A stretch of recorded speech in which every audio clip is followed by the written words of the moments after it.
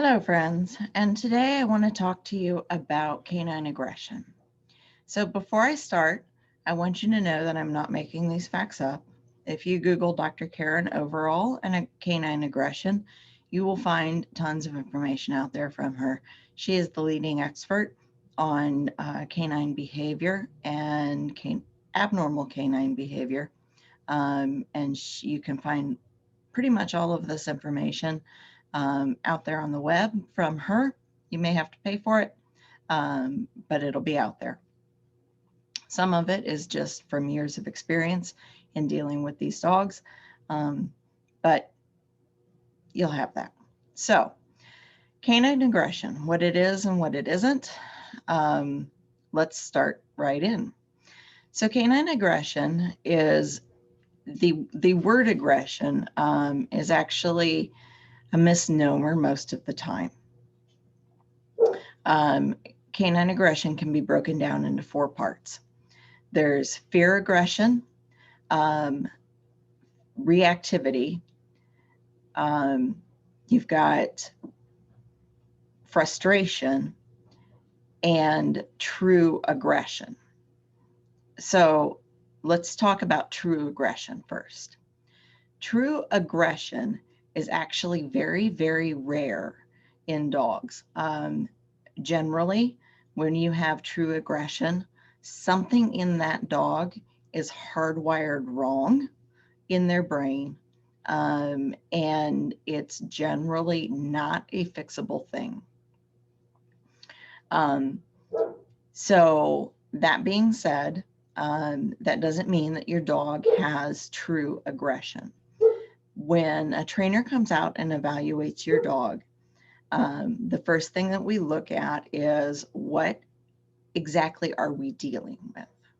So if we've got a dog and we meet it at a fence and it's running the fence and it's snarling and barking at us, but then we go in the fence and it's the most loving thing ever, what we've really got is a case of barrier frustration. Totally different than aggression. Barrier frustration is when there's something that is separating the dog between it and the thing that it wants. So what it really wants is to come see us. But that barrier is right there. So it gets very, very frustrated. And it has no way of acting out that frustration or telling us that it's frustrated other than barking and snarling and acting like a heathen. And what you get is this dog that looks absolutely terrifyingly vicious, but really is a sweetheart inside. Now, if somebody walks up to the fence and it acts like that and they stick their hand in, are they going to get bit? Yeah, that's a real possibility. They may actually get bit. But if they walk through the house and walk into the backyard, there's a good possibility that that dog is actually going to want to say hi and love them and care for them and, be a normal dog. If you have a dog on leash and people walk by and that dog is pulling and snarling and barking and just, it's up on its hind legs and it's just acting like a heathen. But then the people pass by, we could have one of 2 things going on. We could have leash reactivity or we could have fear aggression. And that's where the trainer comes in and needs to figure out which of the 2 it is. Is the dog generally scared of the people, or is the dog reacting to the people because it wants to go say hi so bad? That's not something that you can figure out. That's something that the trainer has to figure out. So there again, that's not really true aggression, and is quite fixable in either case. What am I missing? Frustration.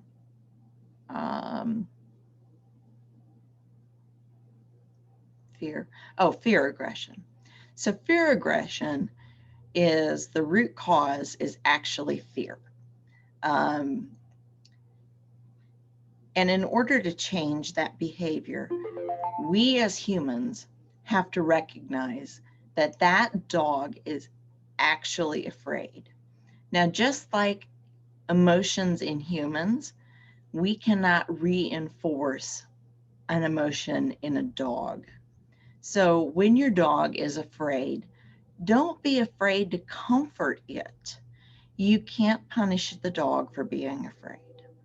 That's the wrong way to go, because then your dog's going to be even more afraid. If your dog has fear aggression on a leash and you tighten that leash, now you're telling your dog even more that this is something you're scared of, so it needs to be scared of it too.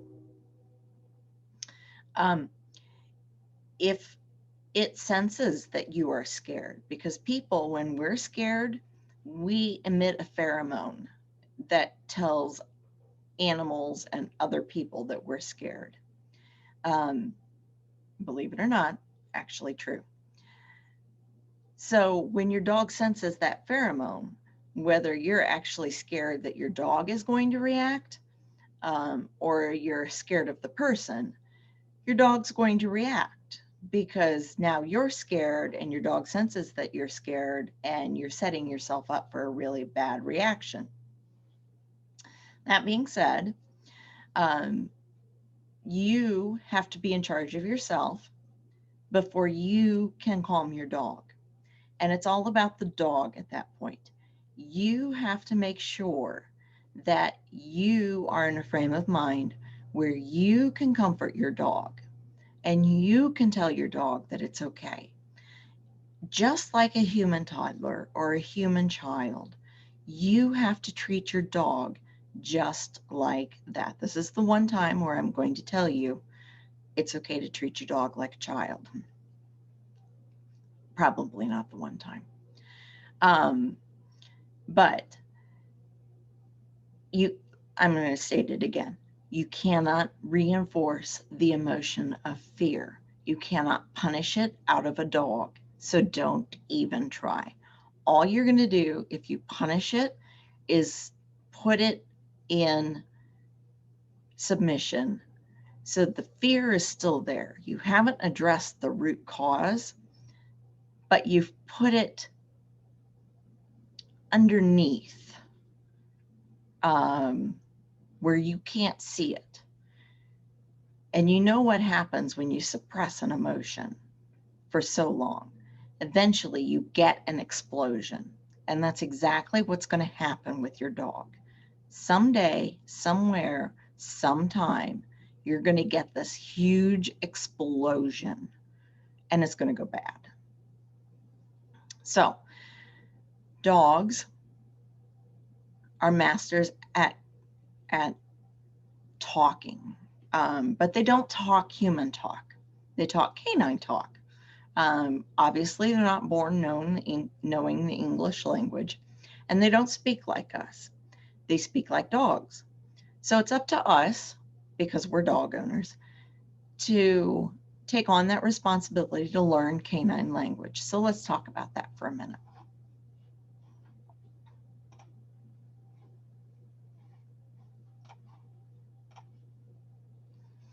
This right here is called the ladder of aggression.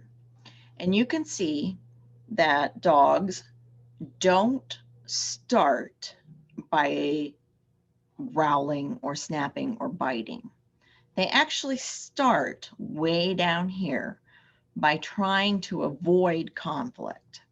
They are not ones to instantly go right up to biting. They will try to avoid conflict at all costs first. And the very first thing they do is they'll blink a lot, they'll yawn, and then they go to turning their head away.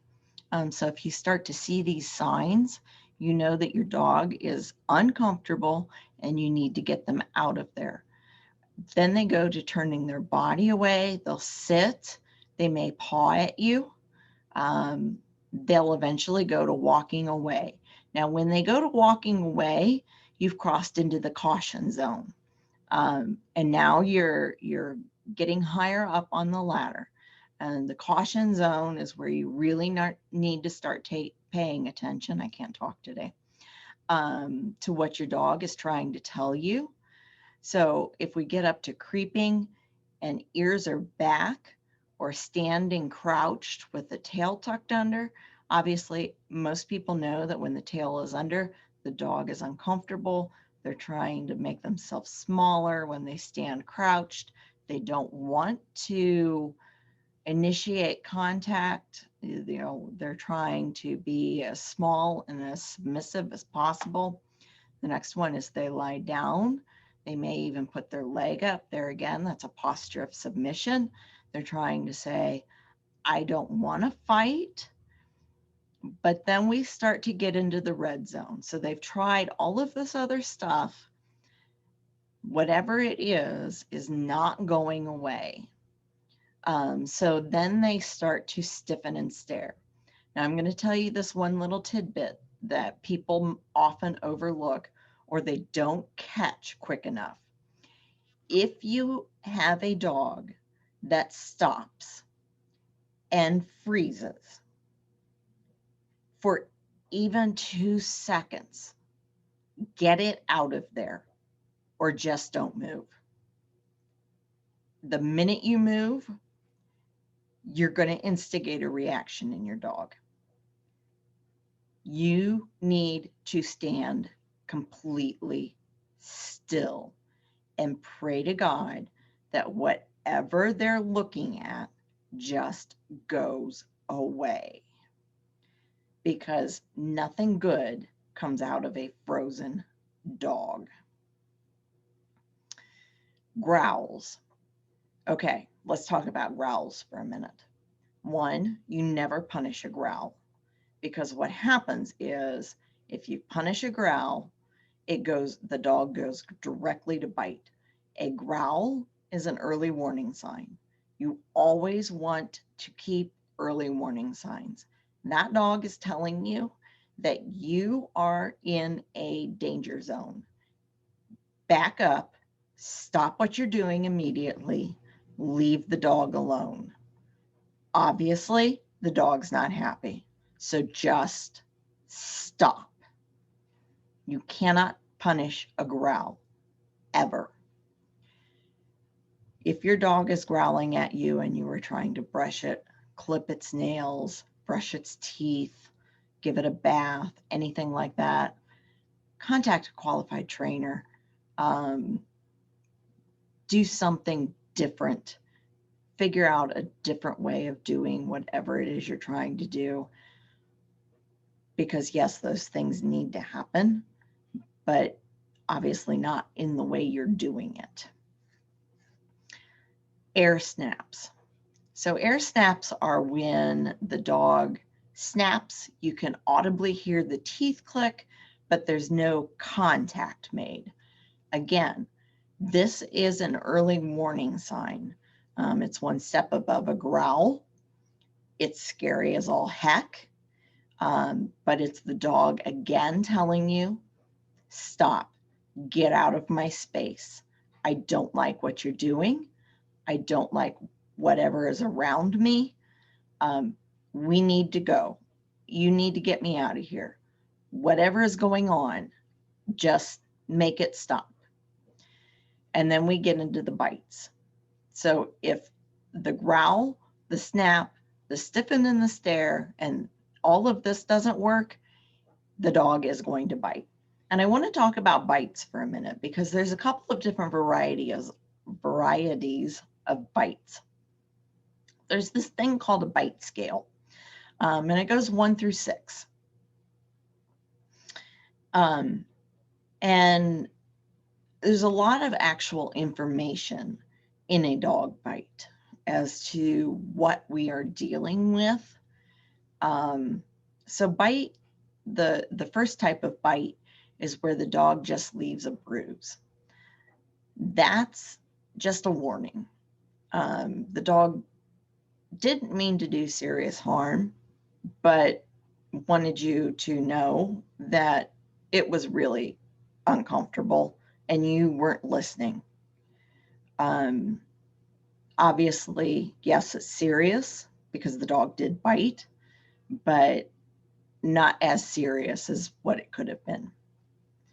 Bite 2 is where you get a puncture wound. The canines go in less than half of their length.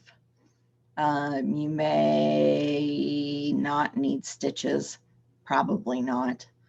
You're going to get some pretty significant bruising with a number 2 bite. And bite 3 is when the canines go into a little bit deeper. You're going to need stitches with a bite 3. You're going to have pretty significant bruising again.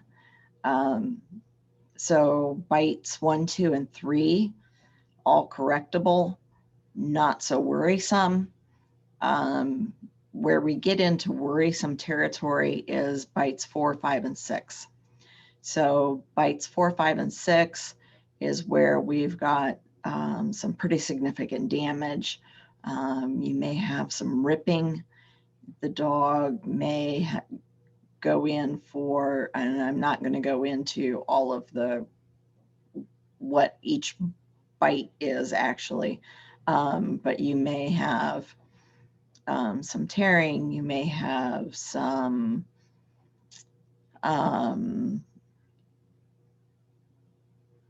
multiple bites, you may have,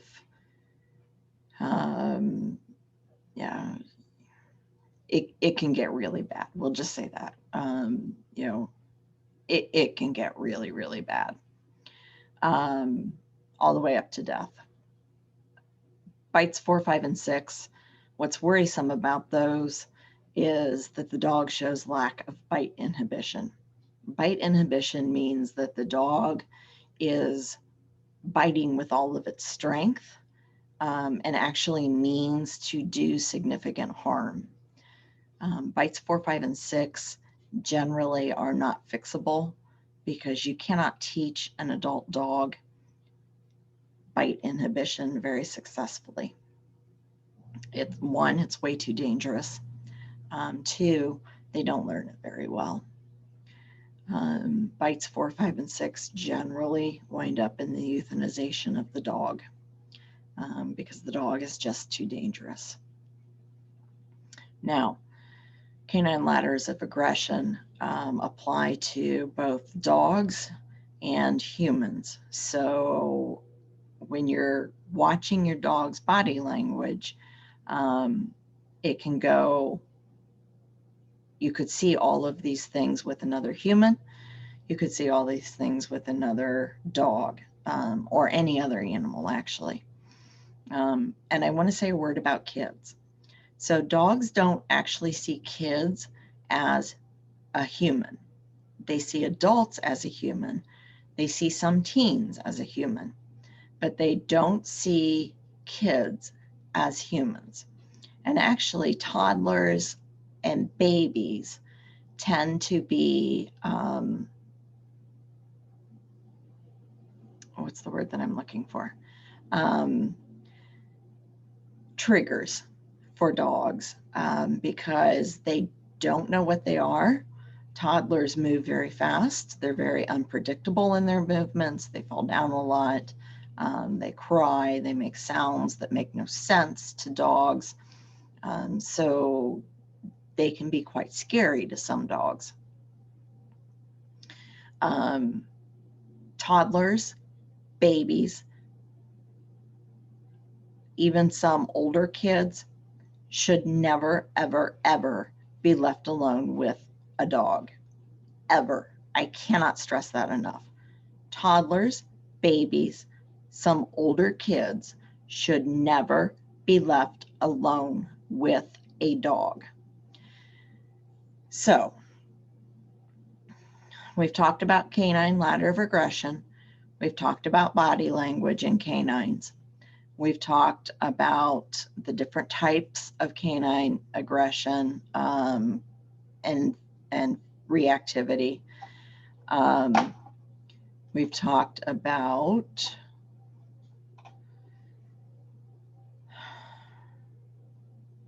when to call a trainer in to some degree.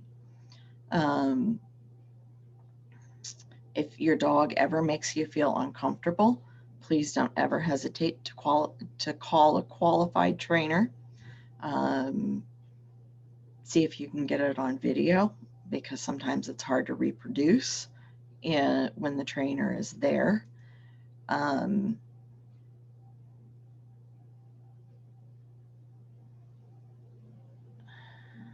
trying to think if there's anything else. I don't think so. If you have any questions, please use the Contact Us form found on our website at www.pausibleangels.org, or the toll-free number that is found on the bottom of our website to get a hold of us. I appreciate you watching our video, and we'll be in touch. Thanks. Bye.